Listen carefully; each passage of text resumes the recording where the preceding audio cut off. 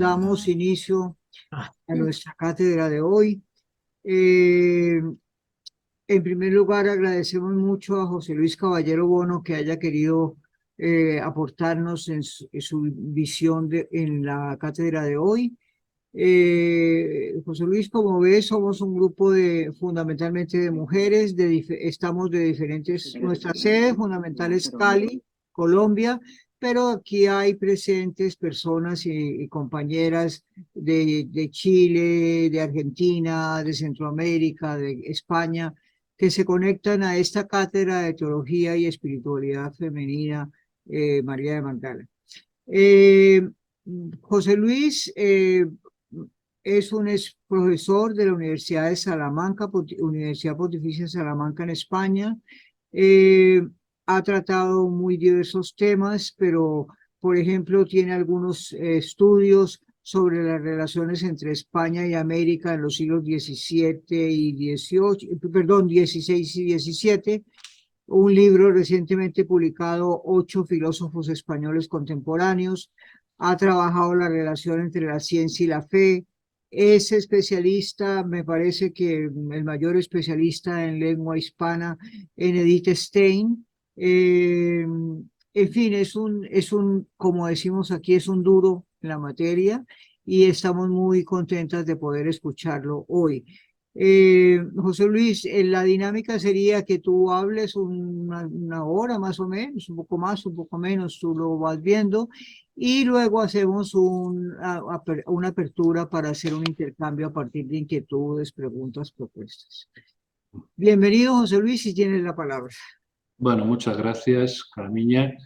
El tema que me propuso Carmiña es hablar de la espiritualidad de Edith Stein, que es como enfrentarme a un enigma, porque eso es muy amplio, entonces uno no sabe cómo enfocarlo. Hoy en día saben ustedes que la palabra espiritualidad se usa incluso con un significado laico, es decir, secular. Entonces, como en uno de los correos de Carmiña me hacía alusión a la pastoral y, por tanto, a una perspectiva confesional, y yo soy religioso, pues no tengo ningún problema en enfocar por ahí la intervención. Lo que ocurre es que aún dentro de este campo confesional, pues hay muchas perspectivas posibles. Es decir, se puede hablar de la espiritualidad de la mujer, un tema en el que yo, bueno, pues no soy el gran especialista. He intentado pasarle incluso esta conexión a una amiga que sabe más de esto que yo, sobre la espiritualidad femenina en Edith Stein. Se puede hablar de la espiritualidad mariana de Edith Stein, que yo sí he escrito sobre eso. Se puede hablar, en fin, desde varias perspectivas, ¿no? Entonces, a mí se me ha ocurrido, pues, contarles un relato, que es algo que yo tengo más o menos interiorizado y que tiene que ver con el proceso de conversión de Edith Stein y que nos dice algo también de su espiritualidad, pero no en un sentido estrictamente femenino, ¿no? Bueno, en algún sentido sí es muy femenino, como vamos a ver, ¿no?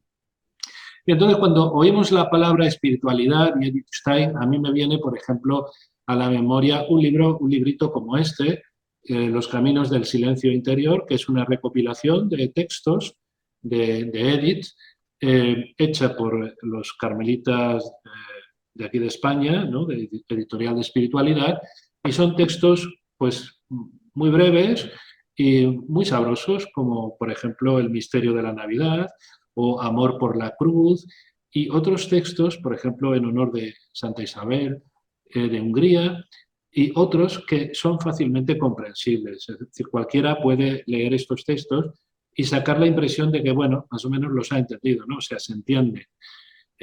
Temo que, no obstante, pues hay, digamos, una perspicacia en los conceptos que el lector corriente pues no tiene y que posiblemente hay detalles o hay matices que se le escapan, ¿no?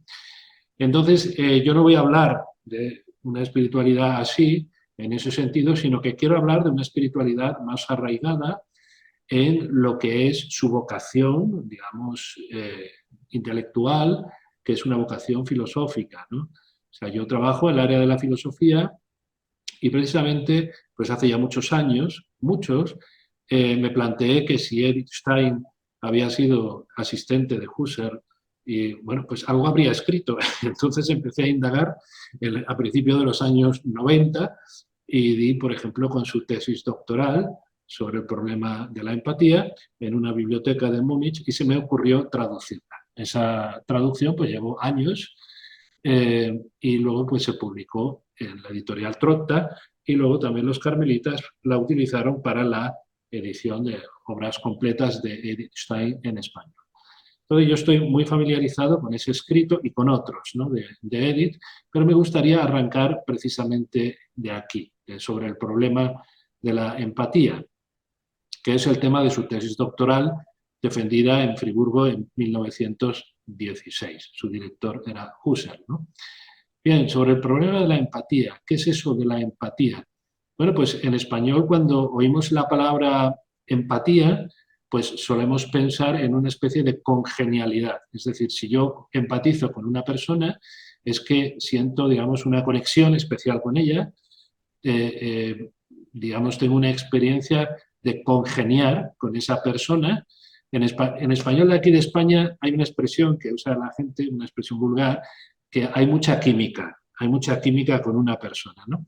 Entonces, bueno, pues esto no es la empatía para Edith Stein, porque Edith Stein utiliza la palabra empatía, en alemán Einfühlung, con un sentido que es el que le daba Husserl. Es decir, en la tradición fenomenológica, que es la tradición filosófica inaugurada por Edmund Husserl, la empatía significa sencillamente captar las vivencias que otro tiene, que otro o que otra, o sea, otra persona tiene. Y esas vivencias pueden ser de orden sentimental. Por ejemplo, yo capto que esta persona está enamorada de mí. Por ejemplo, esto nos ha pasado, ¿no? O sea, esta persona, o que esta persona tiene, digamos, una actitud benevolente hacia mí. O al contrario, capto que tiene una actitud sentimental hostil hacia mí, ¿no? Entonces, eso es una vivencia de tipo sentimental, ¿no? O, por ejemplo, capto que está angustiada esa persona, ¿eh? Pero hay vivencias que no son de orden sentimental, sino que son de orden volitivo. Por ejemplo, yo capto, digamos, que hay una gran fuerza de voluntad en esta persona, ¿no? O yo capto que tiene un gran tesón, una gran, digamos, perseverancia en su voluntad. O yo capto, por ejemplo, que quiere, que desea algo. Ese querer, eso tiene que ver con la voluntad, ¿no? Bueno, pues también hay vivencias que son de orden intelectivo, puramente cognoscitivo, ¿no? O sea, hay vivencias sentimentales, hay vivencias que son volitivas, ¿no?, que tienen que ver con la voluntad, pero hay vivencias que son también intelectuales. Le voy a poner un ejemplo. Yo doy clases de lógica, ¿no? Me gusta mucho la lógica. Entonces, cuando yo enseño lógica a los alumnos, de vez en cuando yo asisto al espectáculo, para mí es un espectáculo, de ver que un alumno de repente es como si se le cayera una venda de los ojos y tiene una vivencia de la evidencia de algo, de una conexión lógica, ¿no? Entonces, esto se nota. Entonces, yo lo noto en él. Este notar, eso es la empatía. Entonces, empatía es captar las vivencias ajenas, dice ella, las vivencias de otro. Esas vivencias están en mí, porque las capto yo, pero no son mías, son de otro, ¿no? Y también dice ella, experiencia de la conciencia ajena en general. Es decir, lo que pasa en la conciencia de otro, pero yo me doy cuenta de ello. Bueno, pues todo esto yo lo resumo en una expresión que uso yo, que es darse cuenta de lo que al otro le pasa. Bueno, pues esto que parece tan sencillo es el tema de su tesis doctoral. Y es, digamos, hace una investigación bastante notable, ¿no?, distinguiendo, pues, este fenómeno de darse cuenta de lo que al otro le pasa, porque ella dice, partimos de un hecho, y es que nos están dadas vivencias ajenas, y sobre eso no hay discusión, dice ella, ¿no? O sea, ese es el hecho. Y yo me doy cuenta de lo que al otro le pasa, o a la otra le pasa, ¿no? Está enfadada conmigo, yo me doy cuenta. Entonces partimos de eso, ¿no? Bueno, pues el estudio de eso es lo que compone su disertación doctoral. Entonces ella distingue ese fenómeno de la empatía de otros fenómenos, por ejemplo, de la imitación, de la asociación, etcétera. Y también ella dice, bueno, pues a través de la empatía, ¿qué es lo que se nos da? ¿Qué es lo que se nos da? Y ella dice, bueno, pues lo que se nos da es alguien como nosotros, ¿no? Que tiene unos componentes o unos constitutivos que ella llama el cuerpo vivo, es decir, el cuerpo que yo percibo de una persona no es un cuerpo muerto, simplemente como si fuera una piedra. El alma, ella habla de alma ya en la tesis doctoral, como ella dice, como unidad psíquica que se manifiesta, no, como unidad sustancial, dice ella, que se manifiesta en vivencias psíquicas singulares, y el espíritu. ¿Qué es el espíritu? Bueno, pues el espíritu es el tercer constitutivo de la persona y es lo mismo que el alma, por así decir, pero en su versión hacia afuera, es decir, de apertura, de apertura. El concepto de espíritu, yo esto lo tengo desarrollado en muchos sitios, ¿no? Es el más importante del pensamiento de Edith Stein, porque es lo que define a la persona como tal, la apertura. Es decir, el espíritu solo, digamos, en nivel inferior, está dado en los seres vivos superiores, animales superiores. Solamente se puede hablar de espíritu, en sentido pleno, en la persona. Y esta doctrina, que está ya en su juventud, se mantiene hasta los últimos días de Edith Stein, ¿no? O sea, en su obra Ser finito y ser eterno acaba de salir una traducción nueva en español. Bueno, pues en su obra Ser finito y ser eterno dice que la gran prerrogativa de la persona es el espíritu. ¿Eh? Pero el espíritu, como ven ustedes, el espíritu está concebido aquí como una categoría antropológica, es decir, no es propiamente una categoría teológica. ¿Eh? Por tanto, vamos a ver, espíritu, la palabra que ella usa es Geist, ¿no?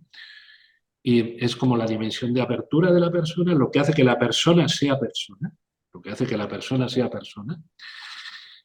Y no habla de, o sea, ella cuando habla de espiritualidad hace una palabra con Geist, que es Geistigkeit. Geistigkeit es espiritualidad, pero no usa la palabra nunca usa la palabra Spiritualität. Spiritualität es en alemán la palabra que se usa para la espiritualidad en sentido religioso. ¿Eh? Entonces, esta palabra, Spiritualität, no figura nunca en los escritos de Edith Stein, ¿no? Y ya van 28 volúmenes. O sea, entonces, nunca figura. ¿Qué significa eso? ¿Que no habla ella de espiritualidad, que no habla ella de espiritualidad en sentido religioso? No, no. Ella naturalmente, desde ese componente antropológico, que es el Geist, es el espíritu, desde ahí puede engarzar, digamos, al tema de la espiritualidad religiosa. Y de hecho, la puerta de entrada a esa espiritualidad religiosa ya está dada al final de su tesis doctoral. Pensemos que esto es de 1916. Ella todavía no es creyente. ¿Eh? Ella no es creyente. Entonces, bueno, ha pasado por el judaísmo, pero de una manera, como decimos aquí, de aquella manera, porque ella ni ha recibido clases de religión en la escuela, ni ha frecuentado la sinagoga, y encima nos dice que cuando ella es adolescente, pues dejó voluntariamente, dejó conscientemente la oración. Bueno, entonces ella vive, digamos, de espaldas a lo religioso, pero no completamente de espaldas, porque les he dicho que la empatía nos abre a otra persona, ¿no? En la cual distinguimos estos tres constitutivos, cuerpo vivo, ¿no? Cuerpo que está vivo, alma y espíritu. Y al final de su tesis doctoral, ella se hace esta pregunta. Bueno, ¿sería posible una empatía con alguien carente de cuerpo vivo? Es decir, una empatía es, recordemos, darse cuenta de lo que al otro le pasa. Por ejemplo, imaginemos que yo tengo una experiencia de que alguien tiene una actitud benevolente hacia mí, ¿no? Esto en la vida ordinaria es alguien que tiene un cuerpo vivo, claro. Pero ¿sería posible esto con alguien que no tenga cuerpo vivo? Y esto se hace, esta pregunta se la formula ella al final de la tesis, ¿no? ¿Eh? Y la respuesta, y ella alude, por ejemplo, al tema de los ángeles. Dice, hay una tradición religiosa que habla de los ángeles, por ejemplo, ¿no? Que son espíritus puros, es decir, no tienen cuerpo. Es decir, ¿es posible una empatía con alguien que no es palpable, que no es visible, que no es audible? O sea, que carece de elementos físicos que caigan bajo los sentidos. Bueno, y la respuesta que ella da, al final, con estas palabras termina su tesis doctoral, es non licet. Non licet, en latín, significa no está claro, no está claro. Pero ella deja la pregunta abierta, ¿eh? Y ya es bastante que se haya planteado la pregunta, ¿no? Bueno, pues lo que ella hace a continuación, saben ustedes que ella empieza, bueno, no sé qué grado de conocimiento tienen ustedes de la figura de Edith, pero ella empieza a colaborar con Husserl, ¿no? Como asistente privada. Ella ha buscado una colaboración científica, en cierto sentido se sintió un poco desengañada de esto, y esto lo hace en Friburgo, no en Gotinga, donde había empezado a ser alumna de Husserl, porque a Husserl lo habían destinado, o sea, él había conseguido una cátedra en Friburgo, ¿no? Entonces, en Gotinga había quedado un profesor muy querido de Husserl que se llamaba Adolf Reinach, y Reinach era la mano derecha de Husserl, era como su asistente, su auxiliar en Gotinga, ¿no? Y durante la elaboración de la tesis, Edith cuenta en su autobiografía incompleta que ella, bueno, pues había pasado momentos muy duros, ¿no? Como todos cuando hacemos una tesis, bueno, hablamos del túnel famoso, estamos en un túnel, no sabemos cuándo vamos a salir, pues ella también tiene esta experiencia muy dura, muy dura. Y dice que en esos momentos de gran dureza, ella encontraba el apoyo siempre de Reinach, ¿eh? De tal manera que con el curso del tiempo ella se dio cuenta de que la relación que le unía a Reinach era no ya de discípula, sino de verdadera amistad, ¿eh? Una relación bastante sólida, ¿eh? Y ella se acuerda, 20 años después, escribiendo sus recuerdos, dice, todavía, o sea, un fin de semana que Reinach se ha ido a ver a sus tías en Maguncia, y ella estaba deseando hablar con Reinach por unos problemas que le surgían de la tesis. Dice, todavía me acuerdo cuando vino Reinach, volvió en un taxi a su casa, yo estaba en la casa de donde vivió Reinach. Se encendieron las luces de la casa, todavía me acuerdo, todavía me produce consuelo el acordarme de aquello, todavía me produce consuelo. Entonces, era un vínculo muy fuerte el que creó con Reinach, ¿no? Bien, pero estamos en 1916 y ella, después de defender la tesis, en septiembre se incorpora, digamos, a ese trabajo, digamos, de confianza con Husserl, y esto ya es en plena Primera Guerra Mundial. En la Primera Guerra Mundial hay varios compañeros de Edith que se enrolan en el ejército, porque unos por obligación y otros voluntarios, y hay varios que mueren. Esto es una cosa que a ella le hace pensar, ¿no? Tengo la estantería llena de tesis doctorales de amigos que han muerto, dice ella en una carta. Y en noviembre de 1917, siendo ella ayudante de Husserl, Adolf Reinach cae en el frente de Flandes. Era una patrulla de reconocimiento, él se había ofrecido voluntario al parecer, y una bala le atravesó el ojo y el cráneo. Entonces, esta noticia apareció en el periódico y ella lo leyó en el periódico. Entonces, esto le produjo una sensación de orfandad inmensa, inmensa. Yo hablo a veces de un desfondamiento existencial, ¿eh? En Alemania, cuando uno se muere, no le entierran al día siguiente, como aquí en España, sino que puede estar semanas hasta que lo entierran. Lo tienen en una cámara frigorífica y, por lo visto, en aquel entonces también era así, porque el entierro de Reinach se produjo el día de San Silvestre, o sea, el último día del año 1917, el 31 de diciembre. Y Erich se acuerda de haber asistido al entierro de Reinach. Existe la tumba de Reinach todavía en un cementerio de Gotinga. Todo esto a ella le sumió en un profundo desconsuelo. Bien, con ocasión de la muerte de Reinach, ella, siendo todavía asistente de Husserl, recibe una invitación de una antigua discípula de Reinach, de Husserl, a la que ella no conocía personalmente. Esta discípula se llama Hedwig Konrad Martius, que Hedwig es en español Eudovigis Konrad Martius. Bueno, pues esta mujer, que vivía en el Palatinado, tenía un huerto con su marido, llevaba un huerto, si más o menos se ayudaban para sobrevivir, bueno, pues, y era filósofa, ¿no? Bueno, pues ella se pone en contacto con Erich Stein y le dice que quiere publicar en un solo volumen las obras de Reinach.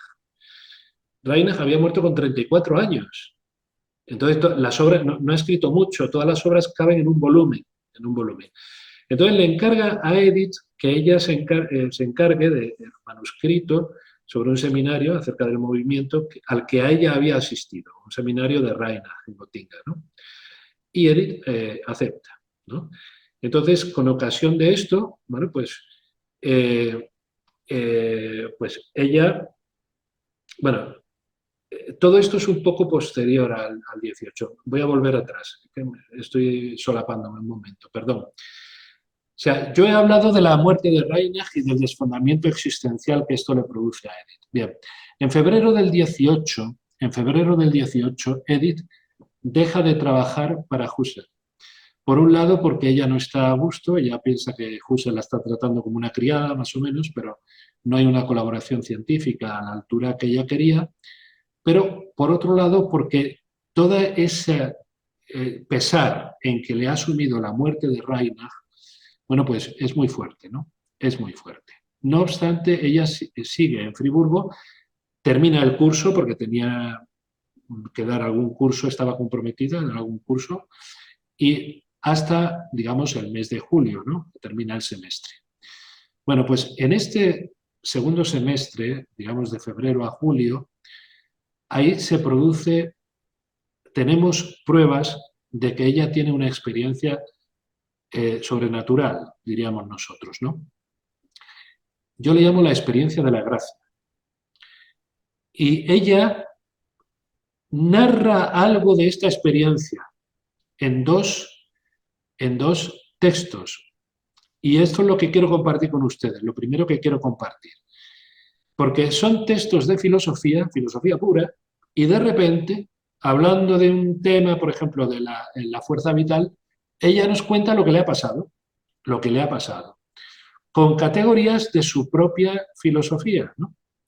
Bien, entonces, lo que quiero compartirles primero son estos dos textos. Bien, voy a dar a compartir pantalla, a ver si lo sé hacer. Vale, entonces, vamos a darle, a ver, no tengo, sí, aquí está. Voy a dar a compartir, vale, esto teóricamente tendrían que verlo ustedes, ¿no? Sí, lo vemos. Sí, lo ven, ¿no? Vale, entonces lo he titulado Textos que reflejan una vivencia espiritual fuerte en 1918. Concretamente me refiero al primer semestre de 1918. Bien, el primer texto lo he sacado de una obra que se llama Causalidad psíquica, que es una obra puramente filosófica, ¿eh? Es un texto que ella quería presentar junto con otro como escrito de habilitación para ser profesora en la Universidad de Gotinga. No tuvo éxito, ¿no? Pero lo que me interesa es el texto. Ella está hablando de una categoría psicológica, psíquica, que se llama fuerza vital. La llama fuerza vital. Pero llegado a un momento del discurso, ella dice que hay una fuerza vital psíquica, pero hay también una fuerza vital espiritual. Y entonces nos cuenta lo siguiente.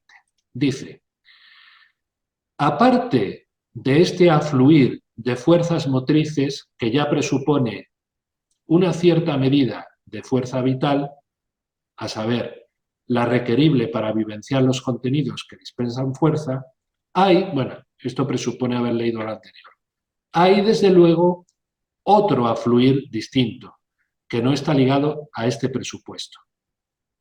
Y dice lo siguiente, hay un estado de quietud en Dios, de completa distensión de toda actividad mental, en el que no se hacen planes, no se toman decisiones.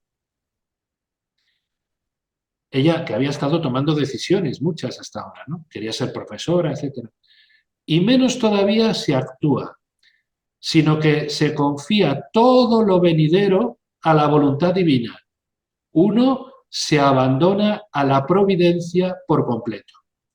Esta palabra providencia es muy importante en la espiritualidad de Einstein. Uno se abandona a la providencia.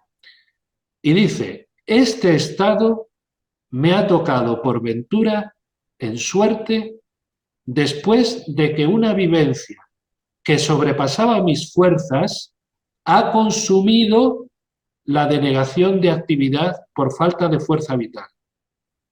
Perdón, después de que una vivencia que sobrepasaba mis fuerzas ha consumido completamente mi fuerza vital y me ha hurtado de toda actividad. ¿Qué vivencia es esa? Que sobrepasaba mis fuerzas y ha consumido completamente mi fuerza vital y me ha hurtado de toda actividad. Esa vivencia es la muerte de Reinach. O sea, eso es el estado en que ella ha quedado a raíz de la muerte de Reinach. Bien, pues este estado me ha tocado por ventura en suerte, después de que ocurrió esto. La quietud en Dios es, frente a la denegación de actividad por falta de fuerza vital, algo completamente nuevo y peculiar. Es decir, es algo muy distinto de estar cansado, ¿no? La fuerza vital se manifiesta, por ejemplo, en estados de decaimiento, ¿no? Decae la fuerza vital, o de, por ejemplo, de vigor, que hay mucha fuerza vital. Bueno, pues esto de la quietud en Dios es muy distinto de la experiencia psíquica de estar cansado, ¿no? Aquella experiencia era silencio mortal. En su lugar aparece ahora estar cansado o estar deprimido. En su lugar aparece ahora el sentimiento de estar cobijado. Das Gefühl des Geborgenseins. El sentimiento de estar cobijado. Esta expresión, cobijo, Geborgenheit, o el sentimiento de estar cobijado, son expresiones de Reinach. Y las está copiando Edith. En su lugar aparece ahora el sentimiento de estar cobijado, dispensado de toda preocupación y responsabilidad y compromiso de actuar. Y en tanto que me entrego a este sentimiento de estar cobijado, comienza a llenarme poco a poco una nueva vida y a impulsarme, sin esfuerzo voluntario alguno, a nueva acción. Este afluir vivificante aparece como afluencia de una nueva actividad y una nueva fuerza que no es la mía y que, sin poner ninguna exigencia a la mía, deviene eficaz en mí. El único presupuesto de tal renacimiento espiritual parece ser una cierta capacidad de acogida, como la que se funda en la estructura de la persona que está sustraída al mecanismo psíquico. Es decir, una cosa es el mecanismo psíquico, que tiene, digamos, su engranaje y su funcionamiento, y otra cosa es ese estado de quietud en Dios, que es algo de un orden distinto. Bueno, pues esto lo cuenta, este texto es de 1918. Está publicado en 1922, pero es de un texto escrito en 1918, porque ese texto lo presentó, junto con otro, a la habilitación para ser profesora en la Universidad de Gotinga, que no lo consiguió, pero es de esa época. Y hay otro texto, ese texto se llama Causalidad psíquica, ¿no? Psychische Kausalität. Vale. Hay otro texto que está en una obra que se llama Introducción a la filosofía y que también es autobiográfico. Es un libro totalmente de filosofía y de repente nos cuenta la experiencia que ella ha tenido. Quiero, antes de leer el texto, quiero decirles una cosa. Les he dicho que la tesis doctoral terminaba con la pregunta de si se puede tener empatía con alguien carente de cuerpo vivo, ¿no? Y que eso es un marco estupendo para plantear el tema de la vivencia espiritual, la vivencia religiosa. Vale, pues en esta obra, Introducción a la filosofía, de la cual vamos a leer un texto ahora, en esa obra ya da una respuesta positiva. Y dice que sí, es decir, que se puede tener empatía con alguien carente de cuerpo vivo. Y entonces nos trae, por ejemplo, ella trae, no está en el texto que voy a leer ahora, pero ella trae a colación, pues, por ejemplo, esa experiencia que a veces tenemos de que estamos solos en una habitación y parece que hay alguien más, ¿no? Bueno, ese tipo de experiencias, algunos lo llaman el síndrome del tercer hombre, etcétera, que estudian los psicólogos nunca van a hacer una lectura creyente de eso, ¿no? Pero Edith Stein, en ese momento, estamos hablando de 1918, por esa época, 19, 20, pues sí la hace, sí la hace. Es decir, ella abre la puerta a la vivencia religiosa a través del molde conceptual de la empatía, que era el tema que ella había tratado como tema filosófico en su tesis. Pues bien, en la obra Introducción a la filosofía nos cuenta también lo que a ella le ha pasado. Vamos a leer el texto. Fijaos, en el sentimiento de cobijo, otra vez, el sentimiento de estar cobijado, ¿no? Das Gefühl des Geborgenseins, el sentimiento de cobijo, que nos aferra precisamente en la situación desesperada, la muerte de Reinhardt. Cuando nuestro entendimiento ya no ve ninguna vía de salida posible y cuando sabemos que en todo el mundo no hay un ser humano que tuviera la voluntad o el poder de aconsejarnos o de ayudarnos, es decir, es una situación dramática. En este sentimiento de cobijo descubrimos la existencia de un poder espiritual que ninguna experiencia externa nos enseña. Es decir, esto es algo de orden nuevo. No sabemos lo que ha de ser de nosotros más adelante. Ante nosotros parece abrirse un abismo y la vida nos arrastra hacia adentro inexorablemente, hacia adentro del abismo. Puesto que va hacia adelante y no tolera, la vida va hacia adelante y no tolera ningún paso atrás. Pero mientras creemos precipitarnos, nos sentimos en la mano de Dios. Este texto es de antes de la conversión, ¿eh? Nos sentimos en la mano de Dios, que nos sostiene y no nos deja caer. Y no solo su existencia se nos torna evidente en tal vivenciar, también lo que Él es, su esencia, deviene visible en sus irradiaciones últimas. La fuerza que nos protege donde fallan todas las fuerzas humanas. Otra vez el tema de la fuerza vital de antes. Que nos regala nueva vida. Otra vez el renacimiento, el renacer. Nos regala nueva vida cuando creemos estar interiormente muertos. Que atempera nuestra voluntad cuando amenaza paralizarse. Esta fuerza pertenece a un ser omnipotente. La confianza que nos permite aceptar un sentido de nuestra vida, incluso allí donde el entendimiento humano no es capaz de descifrarlo, nos hace conocer su sabiduría.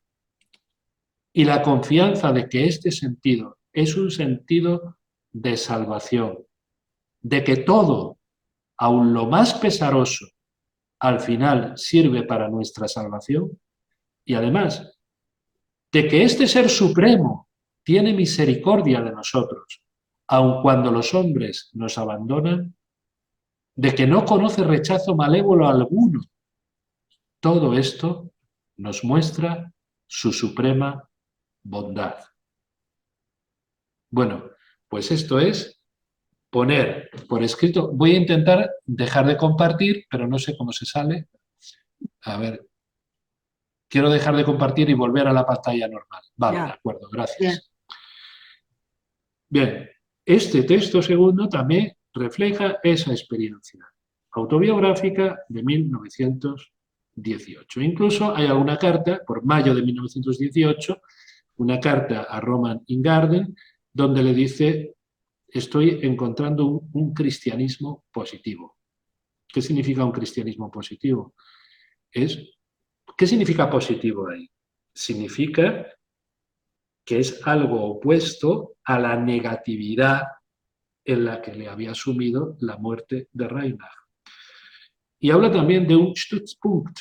Stützpunkt es un punto de apoyo. Estoy encontrando un Stützpunkt, un punto de apoyo, que es una expresión que usa Reinach también en los escritos de la guerra. O sea, Reinach durante la guerra sufrió una conversión religiosa.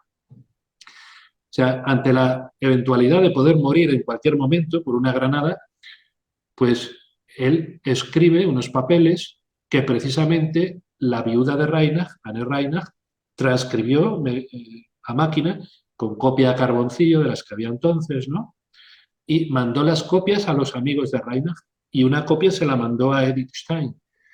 En esos papeles de Reinach, de la muerte, o sea, perdón, de la guerra, está la expresión Geborgenheit, o sea, cobijo, das Gefühl des Geborgenseins, el sentimiento de estar cobijado, Stützpunkt, el punto de apoyo.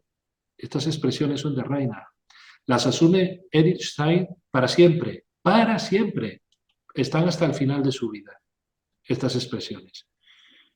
Vale, 1918, la experiencia fuerte, sobrenatural, como quieran llamarle, yo le llamo la experiencia de la gracia. 1920, ocurre lo que les he dicho antes. Hedwig Conrad Martius le invita, o sea, a Edith, le pide que colabore en la confección de ese volumen, un solo volumen con todas las obras de Reinach. Bien. Y de paso le invita a que vaya a su casa del pueblo de Bad Berchtesgaden, está al sur del Palatinado, a 12 kilómetros de la frontera francesa, yo he estado allá, está donde ella vive con su marido, se había casado hacía poco, bueno, unos años, pocos años, ¿no?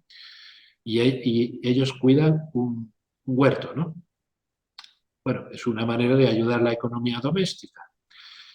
Y en esa casa, pues, Hedwig Conrad Martius invitaba a todos los fenomenólogos. O sea, había un discípulo de Husserl que estaba en Estrasburgo, que es fronterizo, o sea, la frontera con Francia es la frontera con Estrasburgo, en realidad. Jan Hering, un discípulo de Husserl, estaba en Estrasburgo. Y él va también a ver al matrimonio Conrad Martius y otros discípulos de Husserl. Se convierte en una especie de foco de reunión de los fenomenólogos. Por cierto, que todos tenían un mote, ¿eh? Los fenomenólogos tenían un mote. El mote de Edith era anónima. Anónima. Bueno, tenía otro mote, es un poco más hiriente, pero anónima era el normal. Bueno, y entonces le invita a que vaya, pero ese año 1920 Edith no acepta la invitación, es decir, tenía otros planes y no va. Pero el año siguiente la acepta la invitación, 1921. Bien, entonces Edith, o sea, desde que había dejado de trabajar con Husserl, estaba en su casa, en la casa familiar en Breslau, ¿no? No sé si tienen ustedes alguna idea de cómo es una casa bastante grande, un palacete. Y bueno, ella había dado cursos privados allí de introducción a la fenomenología.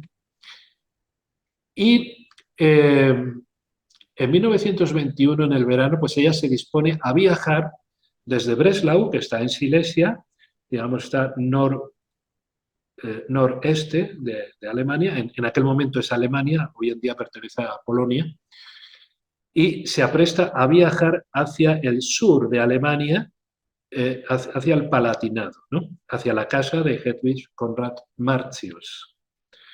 Bien, obviamente ella lo planifica todo para hacer una parada en Gotinga, que era donde ella había conocido a Husserl, o sea, donde ella había sido alumna de Husserl al principio, y donde ella había conocido a Reinach. ¿Quién estaba en Gotinga? Bueno, pues estaba la viuda de Reinach, ¿no? Estaba la viuda de Reinach. Pero estaba también la hermana de Reinach, es Pauline Reinach. Pauline Reinach. Entonces, Edith tenía confianza suficiente para quedarse en su casa a dormir, ¿no? Entonces está con ellas, quizá un par de días, o sea, desde la muerte de Reinach sí que había ido alguna vez a ver a la viuda. Incluso la viuda, hay ese testimonio famoso en que la viuda cuenta que, o sea, en que Edith, perdón, cuenta que la viuda, pero esto es en 1918, que la viuda, o sea, que ella pensaba que iba a consolar a la viuda y que es la viuda la que la consoló a ella, ¿no? Eso fue en 1918. Pero en 1921, digo, pues hace este viaje desde Breslau, va a Gotinga y está con Anne Reinach, la viuda, y con Pauline Reinach. Bien. Y estas dos mujeres, que entre tanto se habían convertido, son judías, se habían convertido a la fe cristiana, pero protestante. O sea, Reinach con su mujer se bautizó en las Navidades de 1916 en la iglesia protestante. Por tanto, antes de morir, él se consideraba cristiano. Pues estas dos mujeres que se habían convertido a la fe protestante, pues le regalan a Edith un ejemplar del libro de la vida de Teresa de Jesús. Es la autobiografía de Santa Teresa. Entonces Edith se marcha de Gotinga y va en tren hacia el Palatinado, hacia Bad Berchtesgaden. Es posible que ella empezara a leer el libro de la vida en el tren, ya en el tren. Por tanto, es falso lo que se ha dicho muchas veces de que ella llegó a casa de su amiga Hedwig Conrad Martius y, bueno, miró en la estantería y, bueno, vio por casualidad el libro de la vida de Santa Teresa de Jesús. Bueno, ya para agrandar la leyenda, hay algunos que dicen que se cayó solo el libro de la estantería, eso es mentira, ¿no? O sea, esto Hedwig Conrad Martius, en declaraciones posteriores, dijo que ella no tenía ese libro en casa. Y Pauline Reinach, en cambio, en la posición del proceso de beatificación, sí declaró que el libro se lo había regalado a ella junto con su cuñada, Anne Reinach. Entonces, ella lee, en casa de Hedwig Conrad Martius, ella lee el libro de la vida de Santa Teresa, pero no lo lee en una noche, como se ha dicho a veces. Esto no se puede leer en una noche. Ella lee el libro y, pues, a raíz de la lectura del libro, se convierte y se hace católica. ¿Qué ha pasado aquí? Porque ella nunca cuenta lo que ha pasado. O sea, bueno, la biografía primera que se hizo de Edith era muy dramática, ¿no? La escribió su antigua maestra de novicias. Y dice, bueno, leyó la vida de Santa Teresa en una noche y al final exclamó, "Das ist die Wahrheit". Esta es la verdad. Bueno, esto es muy dramático, ¿no? Pero algo ha pasado. Algo ha pasado. Bueno, yo les voy a decir mi interpretación. Yo, como la he dicho en público varias veces, aunque creo que no la tengo escrita, pero la he dicho en público muchas veces, ¿no? O sea, yo a la experiencia del año 1918 le llamo la experiencia de la gracia. La gracia no depende de nosotros, es decir, el que ella ha tenido esa vivencia sobrenatural que describe con términos de fuerza vital, espiritual, de, digamos, de algo que nos saca, digamos, del estado de absoluta miseria, ¿no? En el otro texto en que nos encontramos, etcétera. Todo eso no depende de mí. Eso es algo que se me da. Eso es algo que se me da. Eso es gracia. Lo recibimos por pura gracia. Bueno, ¿qué ocurre en 1921? Pues a la experiencia de 1921, esto es mi interpretación, yo la llamo la experiencia de la libertad. Es decir, ¿qué es lo que se produce en el año 1921 y por qué con Santa Teresa de Jesús? Bueno, pues Santa Teresa de Jesús es una persona muy resuelta, ¿no? Es una mujer muy resuelta. Y el libro de la vida contiene esa expresión determinada determinación.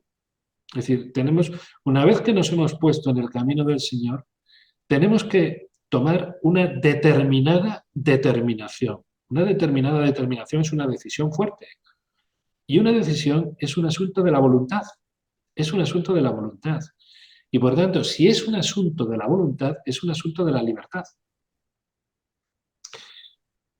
Fíjense, Teresa de Jesús, en el libro de las fundaciones, yo que soy español y incluso ya en la escuela pues, teníamos que leer a Teresa de Jesús, el libro de la vida nos lo obligaron a leer, pero luego lo leí otras 2 veces. Pero he leído también a Teresa otros libros, ¿no? Las fundaciones. El libro de las fundaciones, ella cuando habla de las monjas que ella quiere, dice que no quiere monjas melancólicas, porque ella, la melancolía es negativa para ella. Al revés que para Guardini. Romano Guardini tiene un concepto positivo de la melancolía. Para Santa Teresa la melancolía es negativa. ¿Por qué? Porque la melancolía para Santa Teresa es sinónimo de irresolución. Es decir, la persona dubitativa que nunca se decide, que nunca toma una decisión. La persona irresoluta. Esto es la melancolía. Ella no quiere monjas melancólicas. Lo que quiere son personas resueltas, que estén en el camino del Señor y que avancen, digamos, que tengan la voluntad firme de perseverar en Él. Entonces, por ejemplo, en Santa Teresa encontramos una tríada que es de origen agustiniano. Son 3 potencias del alma: memoria, entendimiento y voluntad.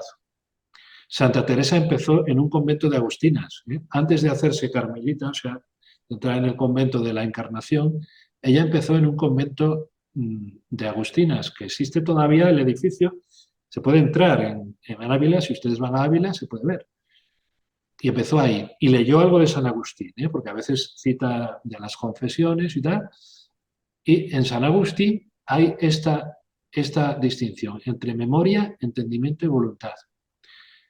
3 potencias. Bueno, pues en el libro de la vida, ese libro que provoca su conversión, dice Santa Teresa que de estas 3, memoria, entendimiento y voluntad, la voluntad es la que mantiene la tela. Dice ella, la voluntad es la que mantiene la tela. Entonces, a mí todo esto me ha hecho pensar que si la experiencia del año 18 es la experiencia de la gracia, la experiencia del año 21 es la experiencia de la libertad.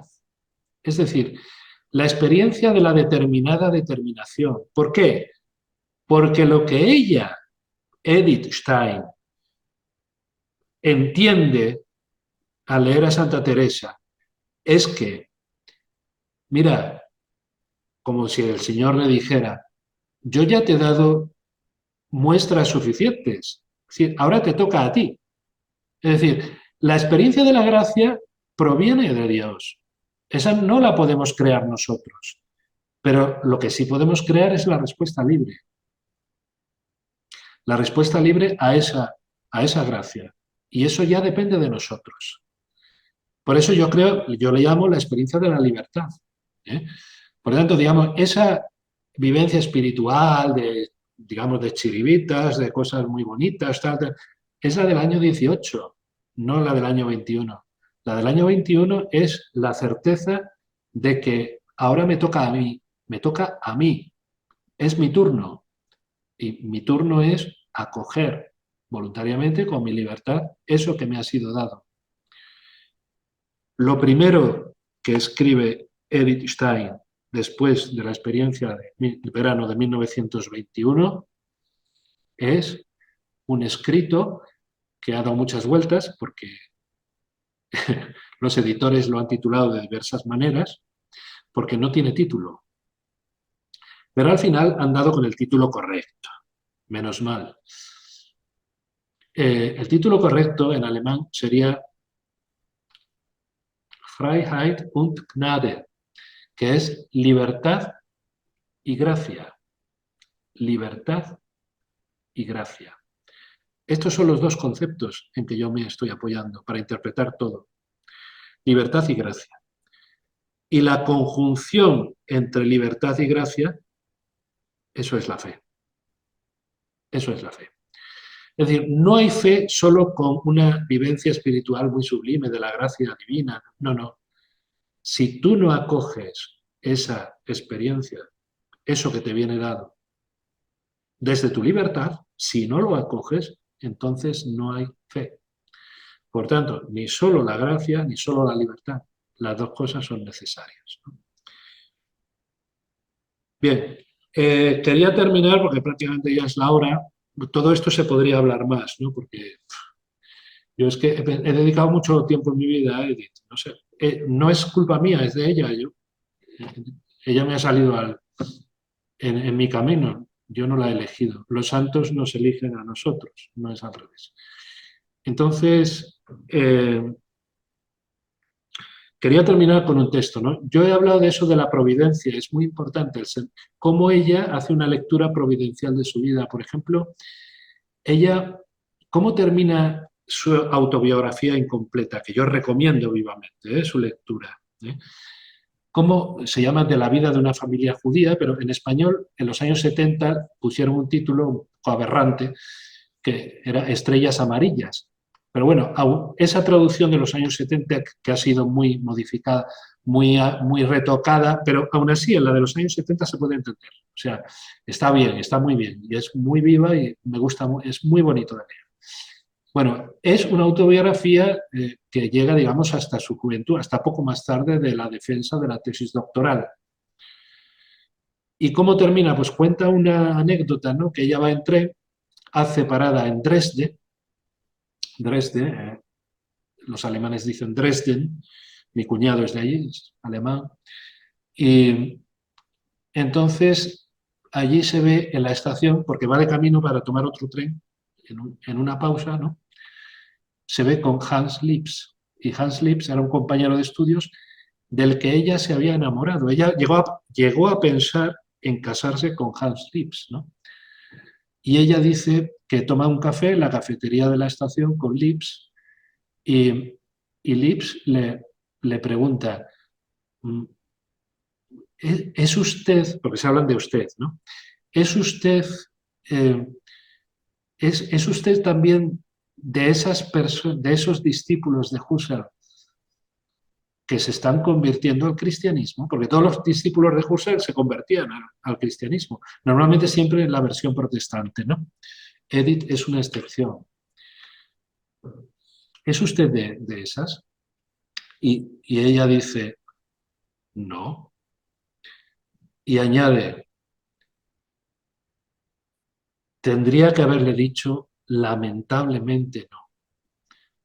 Le dice en la autobiografía, ¿no?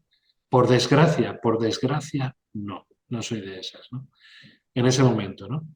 1917 es el episodio, ¿no? Bien, hay muchos textos espirituales que son para compartir, pero quisiera recuperar uno de su obra más voluminosa. Para mí no es la obra mejor, pero es la obra más gruesa de ella, que se llama Ser finito y ser eterno, que es una obra ya de madurez, de los años 30. No llegó a publicarla en vida. Como digo, acaba de salir una nueva traducción, pero yo los textos que les leo son traducciones mías. O sea, yo leo a Edith en alemán y cuando la leo en una traducción me parece que no es ella. Entonces yo la leo siempre en alemán y la traduzco yo. Entonces, les quiero compartir un texto de Ser finito y ser eterno, que es esta obra. También una obra de filosofía y de pronto nos cuenta algo que es absolutamente personal suyo y tiene que ver con la providencia. Voy a compartir pantalla, creo que ya lo sé hacer, uno va aprendiendo. Vale, aquí está. Esto es lo que yo quiero compartir. No, no, no es esto, no es esto. A ver, ¿cómo vuelvo atrás? Vale, Ya, Deja de compartir, deja de compartir pantalla. ya. a ver, a ver, yo quiero ir, a ver, ¿esto es esto? No, otra vez, no, no, no, yo no quiero ver esto. Yo quiero ver otro, lo que no estaba en mí. A ver, a que a lo mejor no lo tengo, espera, que a lo mejor no lo tengo abierto. Un momento. Yo esto no lo quiero, es que no lo tengo abierto. Espera un momento. Ahora, ahora tengo que, uy, se me ha ido. No, ahora estoy. Es que yo soy muy malo con esto. A ver, vamos a darle otra vez, eso es. Yo quiero compartir un texto. Lo tengo abierto ya. Este. Bueno, es un texto, por tanto, la obra está terminada en 1936, aunque no logra editarla, porque en Alemania ya no se edita a un judío. Ya no. Vale, lo que no estaba en mi plan ha estado en el plan de Dios. Bien, el texto dice así. Tengo la intención de hacer una determinada carrera y escojo para ello una universidad que me promete especial promoción en mi campo. Esto se puede aplicar a ella, ¿eh? Esta es una trabazón llena de sentido y comprensible. O sea, yo quería estudiar con Husserl, pues me voy a Gotinga, que es donde Husserl está explicando, ¿vale?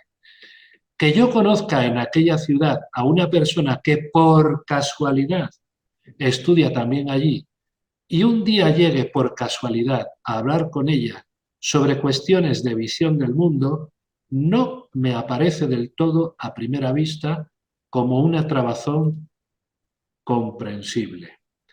Bien, esta persona yo creo que es Reinach, ¿eh? No es un estudiante, pero él está estudiando también fenomenología, es un auxiliar de Husserl. Pero si después de años reflexiono sobre mi vida, entonces me resulta claro que aquella conversación fue de influencia decisiva sobre mí, tal vez más esencial que mi carrera entera.